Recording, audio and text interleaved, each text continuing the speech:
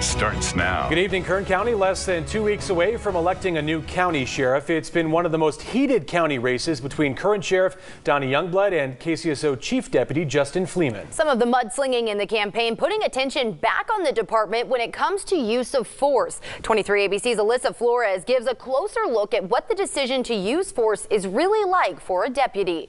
Drop the gun, sir. Kern County Sheriff's Office. Let me see your head. Deputy Steve Castillo has only seconds to take his 20 years of law enforcement training and decide whether this threat warrants him firing his weapon.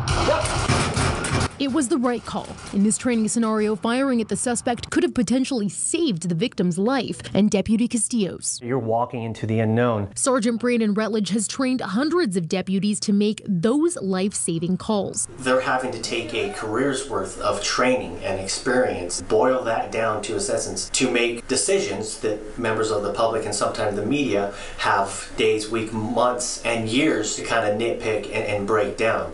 We don't have that luxury. Those decisions back under the magnifying glass. Last month, in the heat of election season, a video released by the Kern County Detention Officers Association shows Sheriff Donnie Youngblood explaining why killing a person rather than wounding them could save the department millions. Which way do you think is better financially, to cripple them or kill them?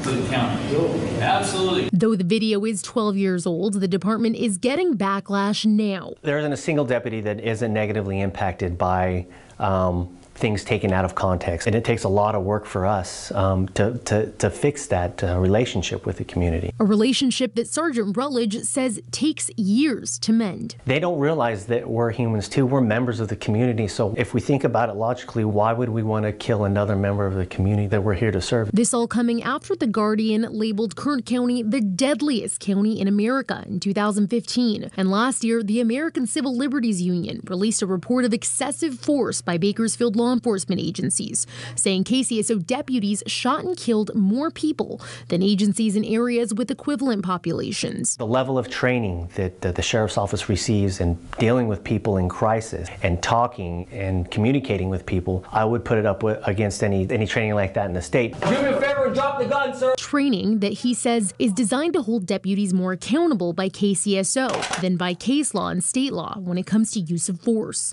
We go above and beyond what's mandated by the state so that our deputies are kept up to date. The amount of force is determined by the threat. If a threat is minimal, a deputy's mere presence can alleviate a situation. Hello, sir. Kern County Sheriff's Office. If the threat poses a greater risk, a deputy will use their voice Get back into the vehicle. or non-lethal force. But when the deputy perceives their life or another's to be in danger, there's lethal force, a decision that needs to be made in a matter of seconds. Got shots fired. Since 2015, those decisions have been turned over to the district attorney's office. In addition to the standard internal investigation, the DA providing a third-party perspective, determining whether the level of force in an officer-involved shooting is just. The DA's office has since investigated 5 officer-involved shootings, finding all 5 of them to be justified. At the end of the day, I'm a father, I'm a husband, I'm a brother. Nobody wants to take somebody else's life. We're not here to do that. We would prefer to take the extra time to talk somebody down from a lethal use of force situation, have them comply and give up,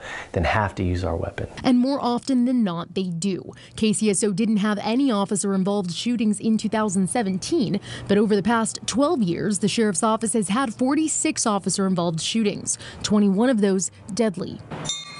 But there are times that despite the quick thinking and instinctual decision-making, a deputy's greatest fear comes true. It's happened 31 times in the history of the Kern County Sheriff's Office, a deputy killed on the line of duty. We're here to serve the community. That's the only reason that we exist, and we want to reiterate that with the public. We're not here to serve ourselves, but to serve the public. Sometimes we have to be abrupt with someone, and they don't quite understand why. It's just part of what we do to stay alive, to keep ourselves alive, and keep our citizens alive. This year, KCSO is grateful that on Law Enforcement Remembrance Day, they're not adding another name to their memorial. We live in a world where people are more willing to confront law enforcement than ever before, but we are also living in a world where we train our officers better to protect themselves and to protect the community. And moving forward, that's just what Sergeant Rutledge says future KCSO deputies will be trained to carry out. For 23 ABC News, I'm Alyssa Flores.